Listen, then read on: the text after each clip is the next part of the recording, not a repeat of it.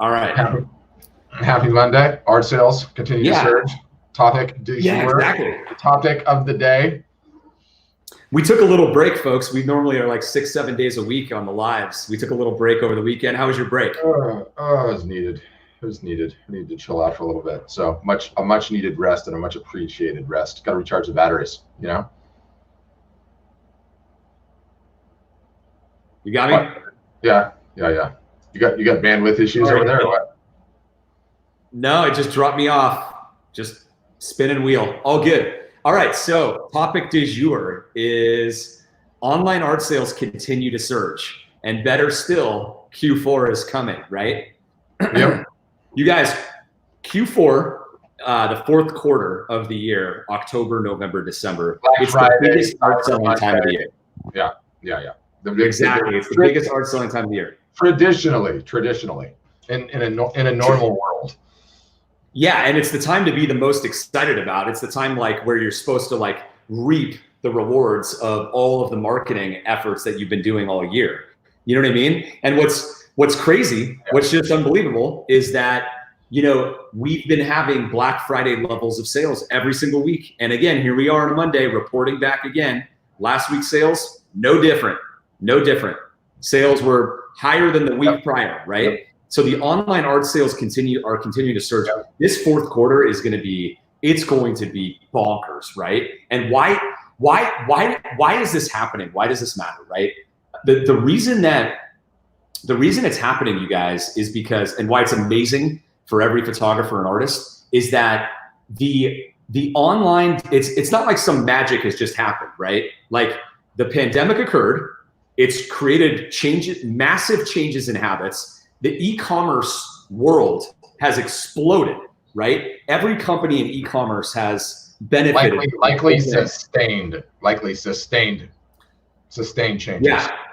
You're talking about 200 to 300% growth, right, of the e-commerce market in general, right? And so what it means is that the offline demand, the normal offline demand that was running through retail, that was being sold in physical retail, is all online now, right? Now, as the economy opens back up, little bits and tiny pieces are out there, but because the festivals are not happening, you know, and the art shows, some of them are happening, the attendance is not really there, the art galleries are in deep trouble. It's just that, you guys, if you take all that demand that you otherwise had no way of participating in, okay, unless it was local to you, but you didn't. If you lived in Florida, you had no way of taking advantage of the local art galleries and art shows in Seattle, right? Or in Houston or other areas, right?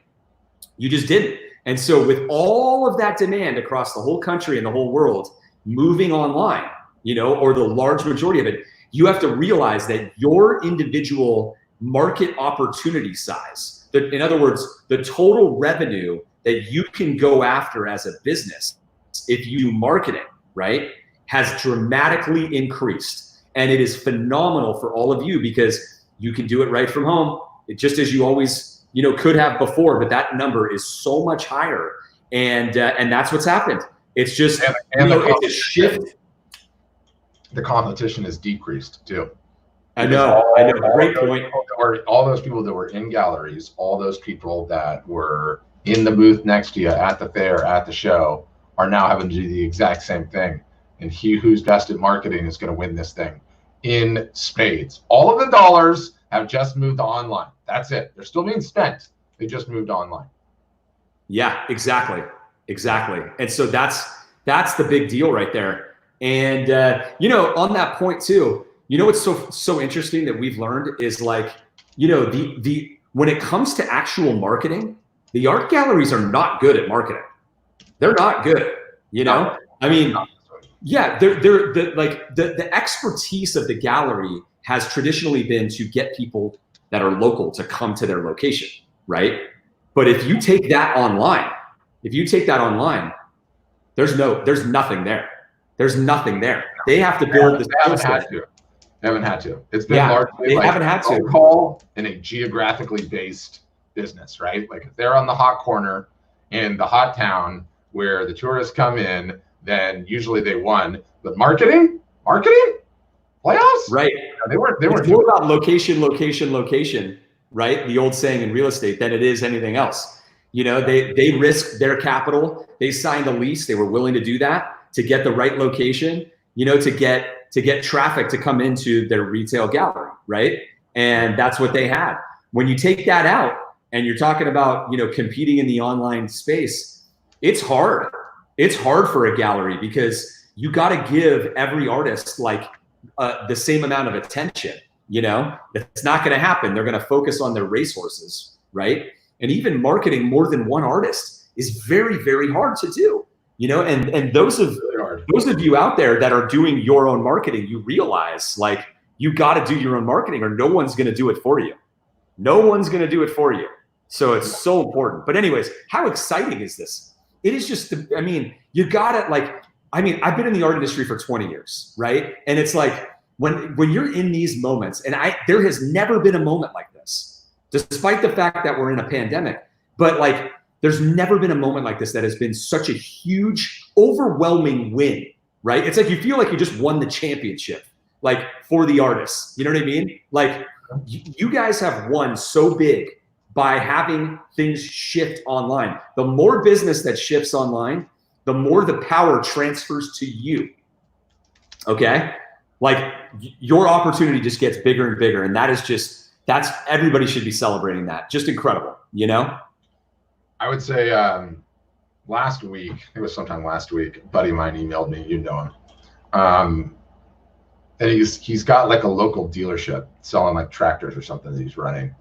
And it's a huge like nationwide company, and they wrote him a big check for marketing to like go and do some marketing, right? And he's like, will you look everything over and have a look at this stuff and just, give me your advice on what to do? And so I started looking at everything and looking it all over. And he's like, well, what should I do? What should I do? What should I do? Can you help me?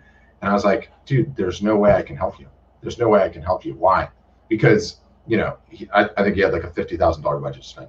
I was like, with a $50,000 budget, the only way you're going to actually be able to grow this dealership is if somebody does a gnarly consultative process with you, meaning they have to be there from start to finish. It can't just be an ad buyer going to fall flat in your face. You have to have somebody that can play with the landing pages, they can look at the data, they can understand what's happening, they can make course corrections and make the tweaks, right? And this is so classic because his dealership's out here in Southern California. The competitor's dealership, they're not really competitors, sort of working together, gets a proposal from a marketing agency in Dallas, right? There's another one in Dallas. And I glance over that thing, and it's exactly what you would think, right? Like programmatic banner ads, some Facebook ads, some LinkedIn ads, and then we'll change.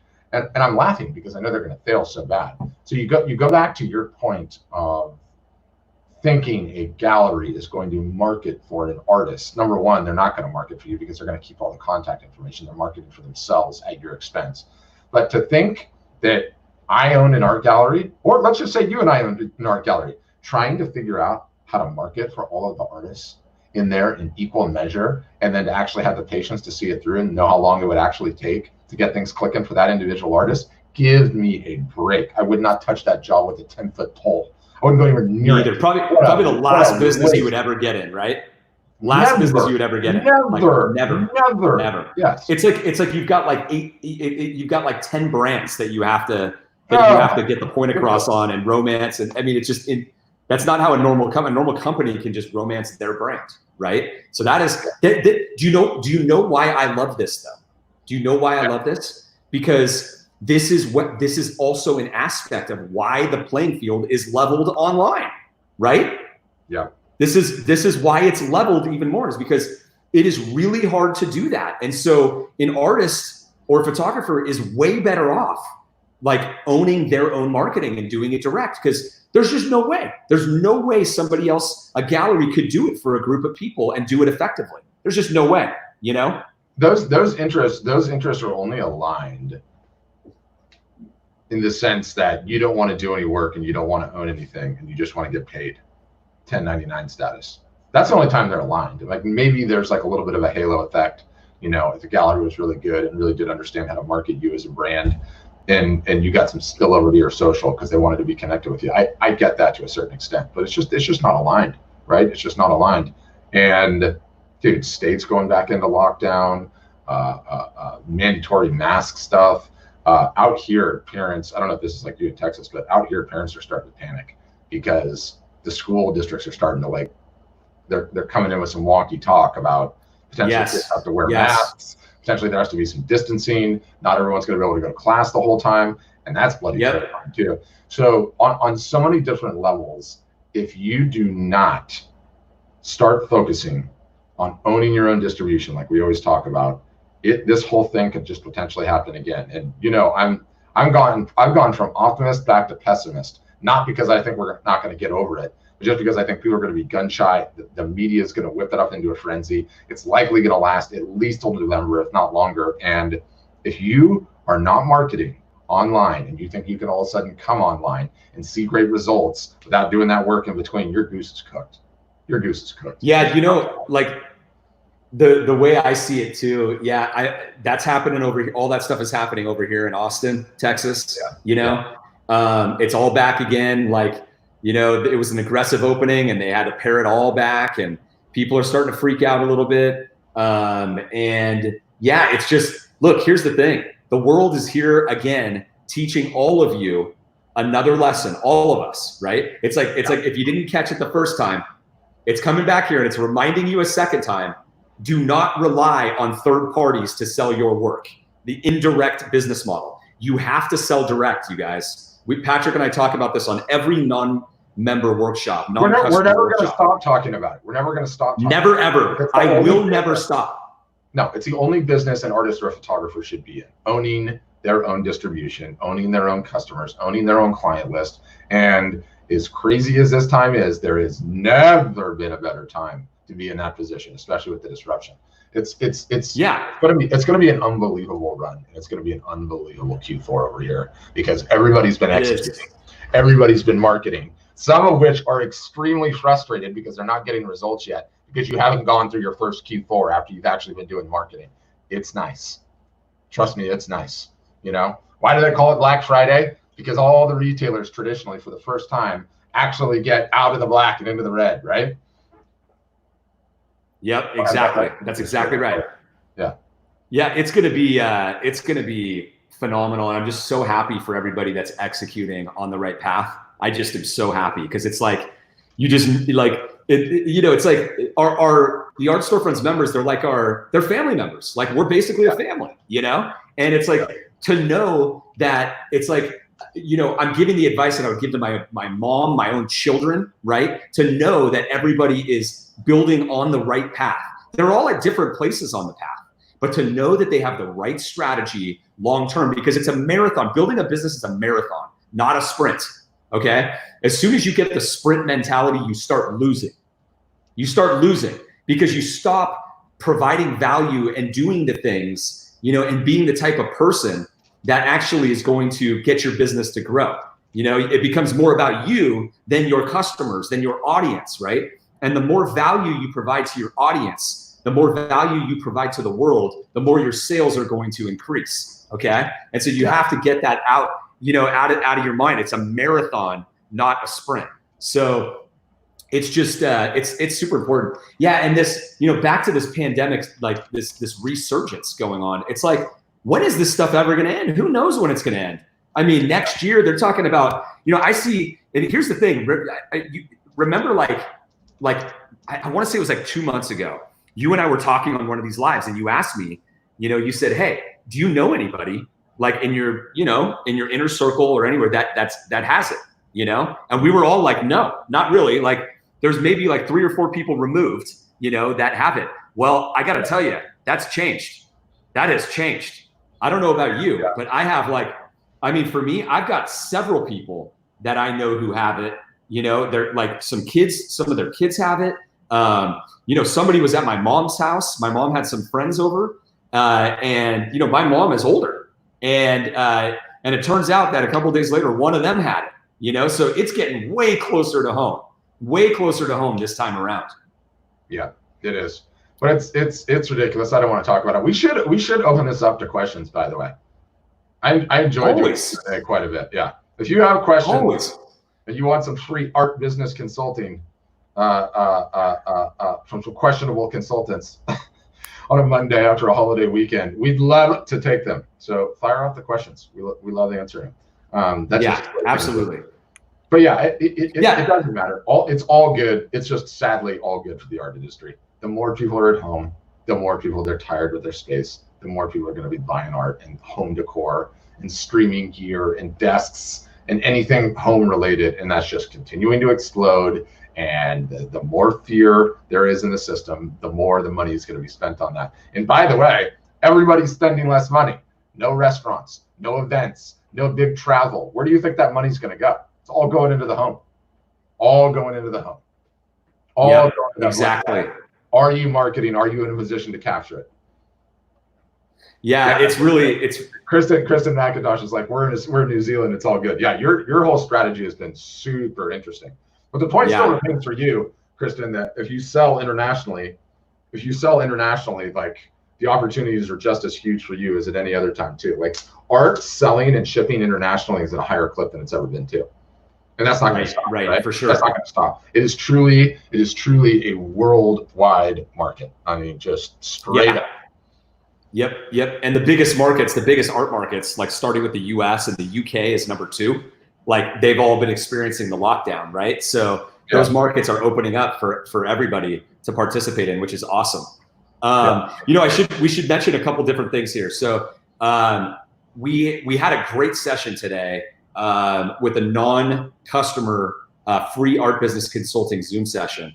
We have another one on Wednesday, you guys. So if you're not an Art Storefronts customer and you want some free art marketing consulting, art business consulting, we're doing these a couple days a week. So the next one is on Wednesday at 11 a.m. Pacific, 1 p.m. Central, 2 p.m. Eastern. Get on our email list if you want to get on that Zoom call, so that we will send an email out like a couple hours beforehand or the night before with a Zoom link so that you can register and get in and let us help you. You know, and we ask you to come with the number one question that you think, the number one thing that you think is holding you back, right?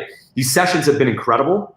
If you want to watch the one from a couple hours ago, it was great. Like we're just going through, you know, artist to artist, photographer to photographer, helping people get unstuck with whatever it is that's holding their business back. So check that out. And then the other thing too is if you saw at the end of last week, we extended the summer sale. So we had a summer sale that we were running in June to join Art Storefronts at a discount, and we extended it for July, particularly because we saw this pandemic resurging, wanted to give another great deal for everybody who's been kind of sitting on the sidelines, overly reliant on art galleries and shows and all that stuff, and now realizes like, wait a minute, I gotta really make a change. I gotta build my business on something a much stronger base, right? We call it building it on rock, right? When you're building a direct business where you rely on nobody and nothing else, right? No shows, no galleries, no third parties, and you control your own marketing and your own customers, that's when you are on the right path. 80 to 90% plus, if not 100%, should come from direct sales, guys. That's how you get consistent income. All right. And so it's super important that you are focused on that and you're doing that. Some of the best advice we could give. I don't have time to do any merchandising right now because my office is a bloody disaster after this weekend. But let me tell you, every artist, and this is just period, let alone before live streaming days, should have samples of every type of media type of their work that they want to sell straight up. And I would have them all. I would just have them all, period. Because how do you know somebody's not going to want it, right? Like exactly. Show it. I don't love my work on wood, but let me just show you what it looks like on wood so you can get an idea, right? Like sometimes you could use the wood to push them onto the metal or the acrylic, right? If you're not able to show everything you have, and by the way, what a great way to take up some time doing a live broadcast. You're actually showing your work. Imagine that. So I think everyone should order samples in every media type. Let me rewind it. If I was an artist or a photographer, and I'm not saying this for the first time, by the way, I'm way on record with this, going back years, I would order samples of my work in every media type, not sell them, not give them away, never not have them, to be able to show people, live or otherwise, what the different media types look like and articulate that. Everything that you're selling, and even the stuff that you're not selling and that you can order, right? I don't even care if you don't even have it as an option on the site. If somebody wants my work on wood and I don't offer wood, I will turn the damn wood on, take the sale, and turn the wood off. What do I care, right? Yeah, it's called merchandising, guys. And real quick before you go to that, I just want to say, hey, Kim and other Art Storefronts members that are on this, did you guys see the merchandising videos yet? I'm talking, okay, because they went live. They went live. We're gonna announce it in one of our private member workshops. It's a new feature. What does that mean? Is it automatically on everyone's site? It's automatically on everyone's site who's using automated fulfillment, right? So when you, Kim and any Art Storefronts members, go to your website, hover over the canvas media type, the metal, the acrylic, the wood, any of those, the papers, the fine art papers, the photo papers, hover over any of those. And there's always like a pre-populated tooltip there that tells you what the medium is. Well, we at Art Storefronts, in fact, this was Patrick's project. This was his project for many, many months. And we hired a professional videographer to, set up a studio and take high definition video of all the different media types, right? Why did we do this? Because, in working with all of our customers for years, we learned that the general consumer has no idea what a gallery wrap is. I mean, you say it, they don't know what it is. And artists and photographers take this for granted. They definitely don't know what a metal print is, and they don't know what acrylic is. They haven't seen it. They don't know that it's ready to hang or not. They don't know how thick it is on the sides. They don't know how glossy it is, And so actually showing these things with a high definition video is so powerful. And we believe it's going to improve the conversion rates dramatically, And every one of these features always contributes to the conversion rates, but we got all of that done. So every Art Storefronts member has this live on their website as a new feature, and it went live like on Friday. So it's totally awesome. So yeah, hover over, if you're on your Art Storefronts website, hover over like the canvas media type when you're looking at a product and watch the video. You'll see them all there. So yeah, pretty cool. Yeah, and Ashira, you don't worry about any of this. You just get that site live. Just get that site live, Ashira. Yep. Yeah. Get that thing live. We want it live in 14 days. This is from the private Facebook group, and I can't see who it is because there's that restriction, But it says when I do a live, do I mute my speakers or just lower the volume? It depends on what your microphone is. If it's a dynamic mic or condenser mic, you're not going to know until you test. So go live, talk, see how it is. If you get complaints, don't do that again. It's that simple. It's amazing. It's amazing being in the just ship it mentality, what that actually looks like. I mean, I'm moving so fast. I'm moving so fast. Tech issue, problem, not at all. I was helping an older lady the other day, and there was like a keypad device, right? It was like a keypad where you had to like cycle through menus. And she's like, I really just can't figure this thing out. And I got on there, and immediately I'm just going, I hammered it, cycling through the menus. Did that do it? That do it? No.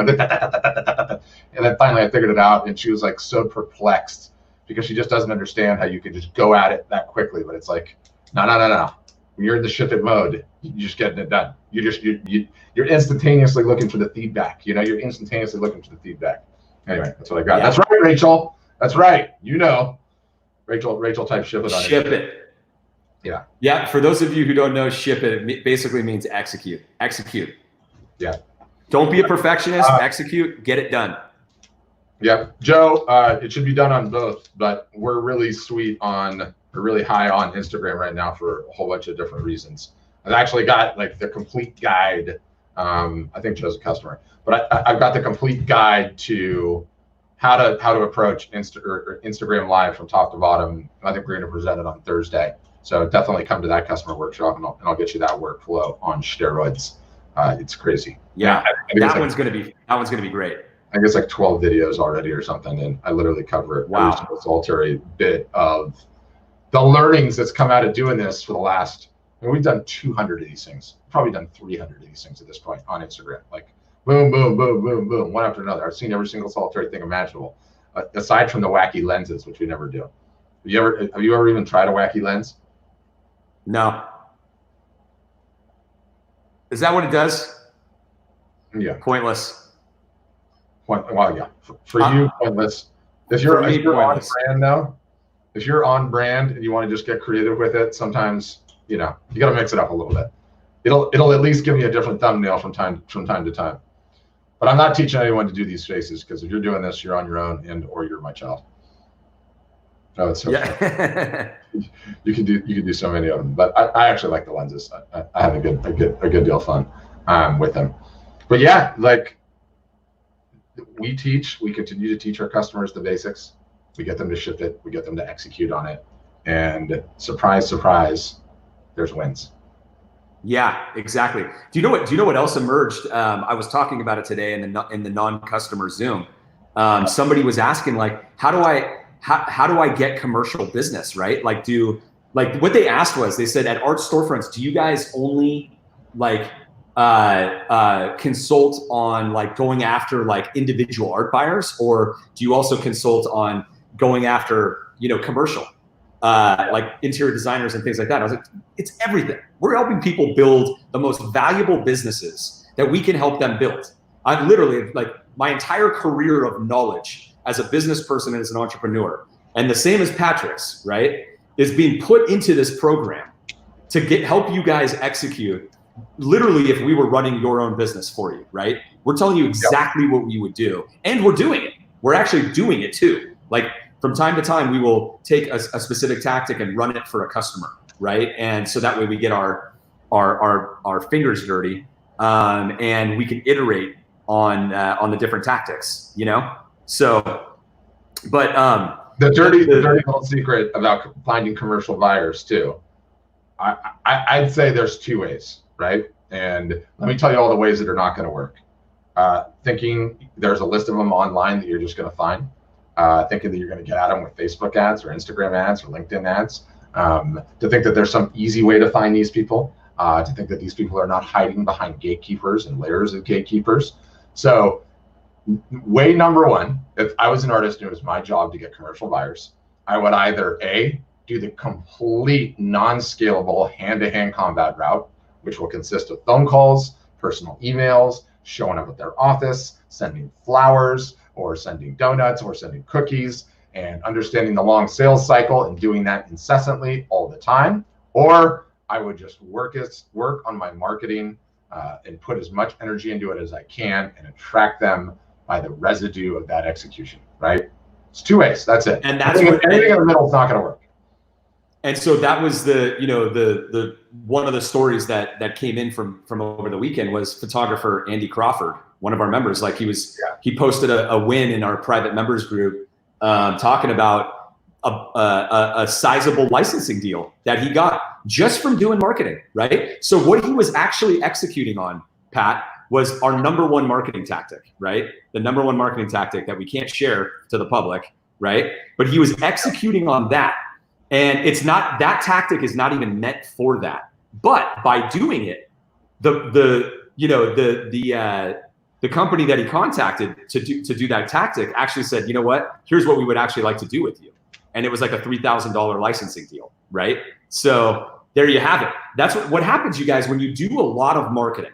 When you do a lot of marketing, as much as you can, you're going to get your art and your message in front of interior designers and people that are in high-level positions at all sorts of various companies, whether they're restaurants, dentist offices, hotels, whatever it is. You just have to do the marketing, right? And get out there so that they actually know you exist, right? And then what happens as a result of that? You will get some business as potentially that comes back to you as a result of being out there and getting that attention.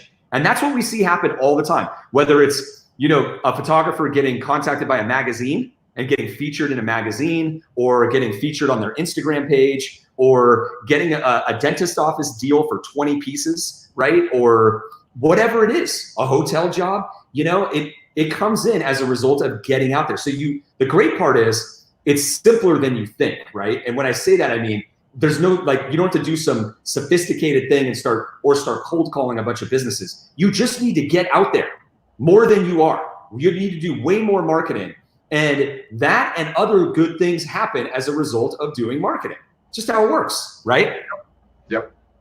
Simple. When Simple. the fish are at the surface, do you have a line in the water? Either you do or you don't. Exactly. You You don't know when the fish are going to come to the surface, though. That's right. And most people don't want to do the marketing because you know why? Human beings are like allergic to discomfort. Allergic. Like anywhere that there's anything like uncomfortable, people just don't want to do it. You know?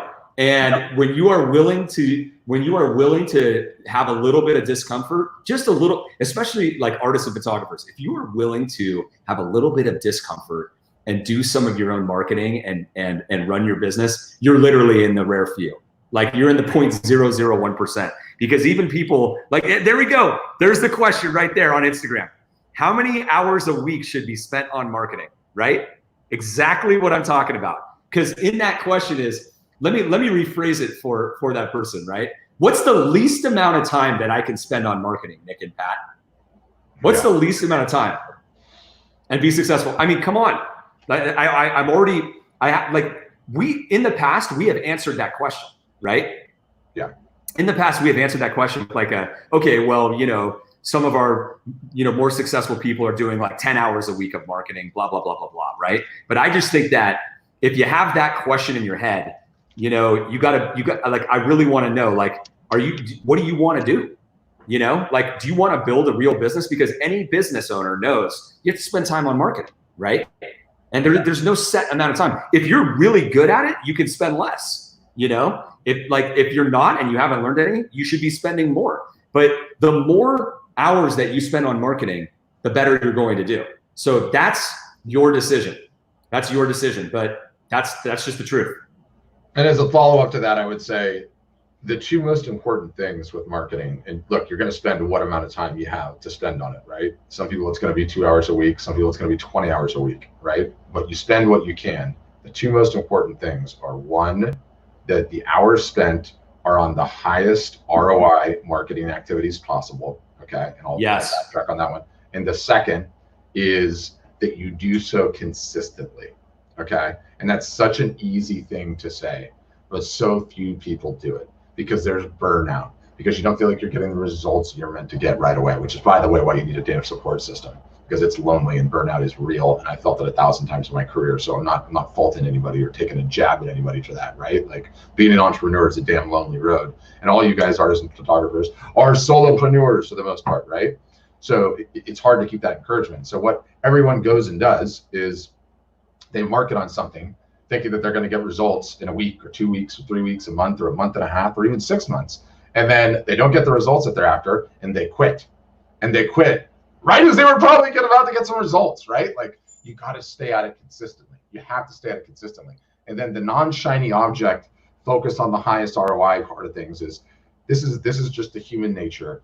You hear about some new thing. You are gathering emails and you were marketing on Facebook and you were doing it consistently. And then I dangled some shiny little object over here in the form of some new technology. Integrate your Facebook store with or integrate your art with your Facebook store, right? Or Snapchat's got this new feature, or TikTok, or whatever it is.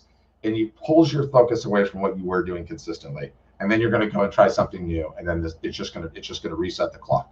It's going to reset the clock. You're going to fail after a couple months, and then you're going to quit. And it's just, there it is. There it is. And everyone does that. And they go from shiny object to shiny. I got to get a shiny object, by the way. From shiny object to shiny object to shiny object. No consistency, no consistency, no consistency. That's the game. That's where everyone loses. Yeah. So for any business, exactly. By the way. For any business. Yeah. For any business. For any business. Yeah. So like, what a treat to be able to spend your time on the highest ROI activities, right? And have that essentially just like laid out for you. That's just, that you guys, that's what we're like. We provide, in a 365-day marketing plan, 365-day a year marketing plan, and all these playbooks that are all tied into it, right? Which are essentially just step-by-step instructions with videos and whatnot, pre-written language for emails, subject lines, all this type of stuff in order to execute on a marketing tactic. And all we're doing is trying to focus everybody on the thing, because it's the things that you and I would do. It's the stuff that there's still an advantage on. Not everybody is doing it, right? It hasn't been completely ran over by a Mack truck yet. So it's going to have the highest ROI that you could possibly get. So anyways, that's another really, what, do you have to go? That's another really interesting one. No, go ahead. You know, and this is something that will come out of our random shows, but we actually need to talk about it. We need to go on a rant, and we need to define what the tagline should be: how to create a successful art or photography business, right? Step one in that equation, we're gonna have to define it, right? I would, and your definition might be different than mine. My definition is 6 figures a year, full-time job. For me, that's successful art. So that's my definition. Yeah. If we need to do that, if that's what we want to create, if that's the math problem that we're solving for, that's the equation that we're solving for, and I do believe that the majority of people that follow us and watch us, that's what they're aspiring to, right? A full-time job selling their art of photography that's grossing more than 6 figures a year. And let's not mince words. It doesn't have to be from print sales or all from original sales or from the service portion of the business plus sell. I don't care where it comes from. In combination, in toto, right? Full-time job, hired 6 figures a year. If that is your goal and that is where you want to get, we realize, because we have customers that are above that, higher than that don't come to the workshops every week, that don't necessarily follow our playbooks. And guess what? They don't have to. They figured it out on their own, right? And whatever they figured out on their own is working for them, and I'm okay with that. But if you're underneath that, you got to stick to the damn plan, right? Because we know what the highest ROI marketing activities are, because we've been doing them for the last 10 years. And oh, by the way, we're trying to grow a business too. So we're marketing every day. Why are we online? Why are we live right now? Why are we live 6-7 days a week? Why? For my health? For your health? Not for my health. I hate it. Yeah. It's growing a business. Yeah, exactly. Yeah. And the thing is that, like, where, you know, like when you get momentum and the marketing really starts working, you should just be executing on that until you hit your next wall. And that's where some of our people are, right? Like they're going and they're growing. They're going to hit their next wall at like 150,000, or maybe it's 250,000, or maybe it's 500,000. But you really want to run with that, right? And then, you know, you exhaust that completely. You hit your next wall, and then you come in and you come back to me and come back to Pat and our team, and we get you over the next hump, right? Because there's new tactical that you have to be doing at each stage, right? Like it's not, your whole world is different when you're doing $100,000 a year. Like the order volume you're doing, and like, you know, like how you're handling all the print. Existing customers, like there's a million of those. Yeah, everything that you can do, like way different problems, right? Like trying to get 3, 4, 5, 6, you know, pieces out of collectors, right? Moving them down that stage, right? The different way that you handle sales and shows and different things like that, because you have a much higher volume of traffic and customers, right? You can do, there's just different things that you can do, you know? So it's all different. But anyways, back to the original point, and let's wrap this up for the day. Online art sales continue to surge. Amazing. Just amazing. Amazing for everyone, you know? So that's, you guys, that's the silver lining that you've got in this whole pandemic, weird situation that we're in, election year, call it whatever you want. It's just such a weird time, right?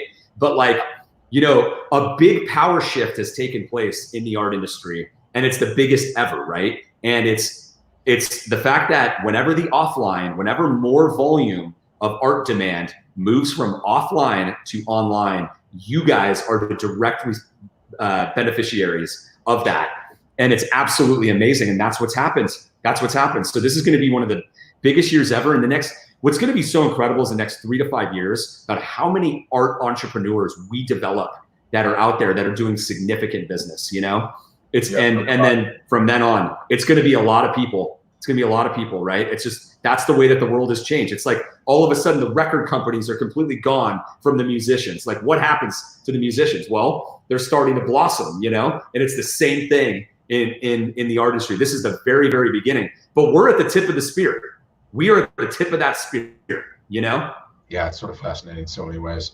All right, we leave it. What it is. Did you do any other announcements? Do we have any announcements? I'm out of it, dude. I got a fog in my brain from the weekend. I mean, my kids ran. No worries. No, we already did a couple of announcements. I mean, look, you guys were back after it this week, so we'll be back on live.